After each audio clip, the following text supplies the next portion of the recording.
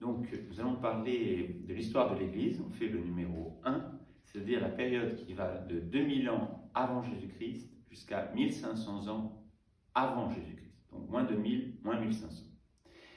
Alors, on peut être un peu surpris que je commence l'histoire de l'Église avant le Christ, mais en fait, c'est extrêmement important de comprendre que, certes, l'Église commence avec la croix du Christ, mais le Christ est déjà présent dans l'Ancien Testament, et donc l'histoire de l'Église a déjà commencé, et surtout que lorsqu'on commence l'histoire de l'Église que à partir de l'an 0, on oublie notre racine, et on oublie donc une partie finalement de l'histoire de l'Église.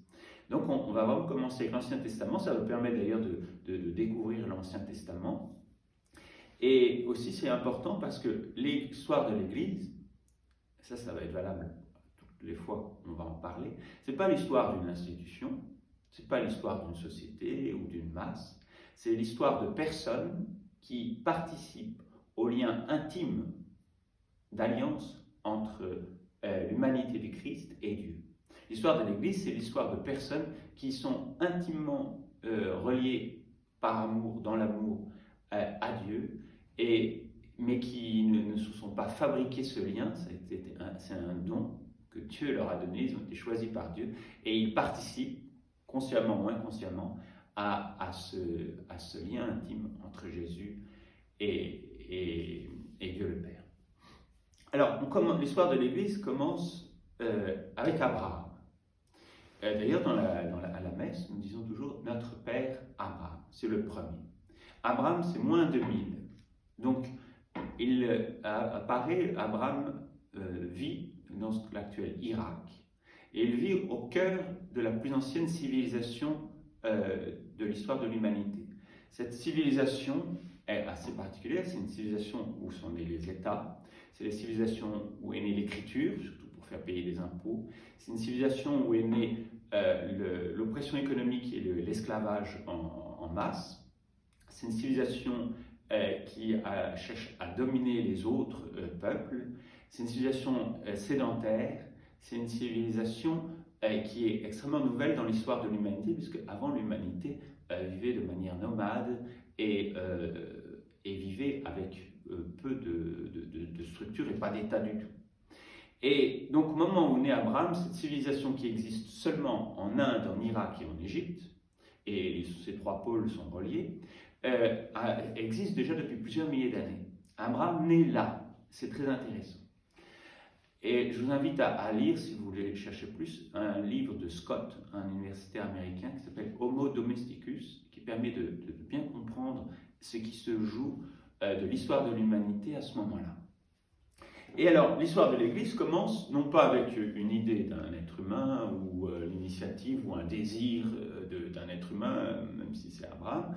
L'histoire de l'Église commence avec une initiative de Dieu, une parole de Dieu. Et cette parole de Dieu, c'est « Va hors de ton pays, de ta parenté et de la maison de ton père, pour le pays que je te ferai voir. » Donc l'histoire de l'Église commence avec une parole de Dieu qui invite justement à quitter cette civilisation extrêmement mondaine, dans le sens biblique du mot, pour un ailleurs, pour quelque chose d'autre que Dieu fera voir.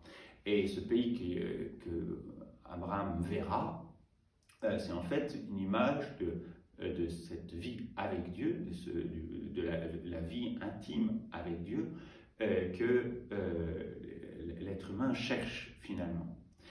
Et donc cette parole, elle est vraiment à la naissance de l'Église, parce que le Christ va la redire. Voilà, je vous ai choisi, en vous choisissant, je vous ai tiré hors du monde. Il y a un appel à quitter le monde. L'Église, ce sont ces personnes qui sortent de la logique du monde, et donc qui ne veulent pas être mondains, pour prendre l'expression du pape, et qui s'en vont à la recherche de quelque chose d'autre que ce que propose le monde. Et cette autre chose, c'est cette intimité avec Dieu, et qui commence, avant de la vivre pleinement, cette intimité, par un chemin guidé par Dieu vers lui. Donc Abraham, en moins 2000, ça commence comme ça. Et donc Abraham et ses fils, donc Isaac, puis ensuite Jacob et les patriarches, Abraham se dit pèlerin et voyageur sur la terre. Et donc l'histoire de l'Église, c'est ça, ce sont des personnes qui, sur la terre, se savent pèlerins et voyageurs, parce que leur vraie patrie se trouve ailleurs, dans l'intimité de Dieu. Abraham, c'est celui qui aussi va découvrir que sa fécondité, elle ne peut pas se la fabriquer, lui qui n'a pas d'enfant, et qu'elle est un don de Dieu, un don sans mérite, un don libre et de Dieu. Et l'histoire de l'Église va être définitivement marquée par cet aspect-là, le fait que l'Église vit du don gratuit de Dieu. Et donc Abraham est aussi celui qui reçoit la bénédiction. Je te bénirai et en toi seront bénies toutes les nations de la terre. Et l'Église, c'est l'histoire de personnes qui reçoivent une bénédiction particulière, sans mérite de leur part, cette bénédiction de Dieu, mais pas pour eux-mêmes seulement, mais au profit de toute l'humanité.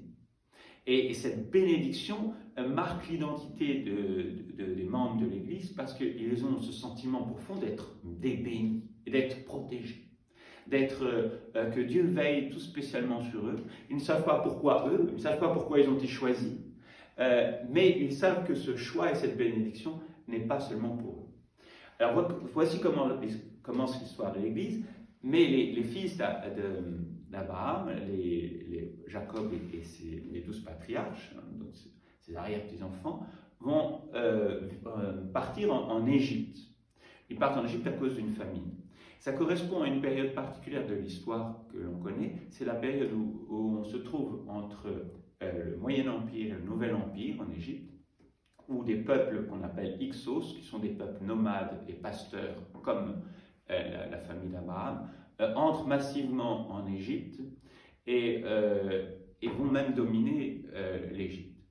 Donc le peuple d'Abraham va se retrouver là, l'Église va continuer là. Et là, on rentre dans une période de l'histoire de l'Église assez particulière, c'est qu'en Égypte, ils vont finir par complètement oublier Dieu.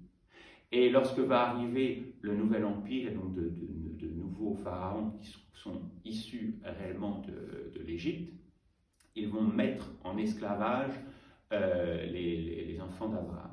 Et donc on arrive pendant une longue période qui va durer 4 siècles, où l'histoire de l'Église se joue en Égypte seulement, et avec progressivement un oubli complet de Dieu. On sait seulement que Dieu, c'est celui qui avait un lien avec Abraham, mais on ne le prie plus, on ne le connaît plus, on ne sait plus qui il est.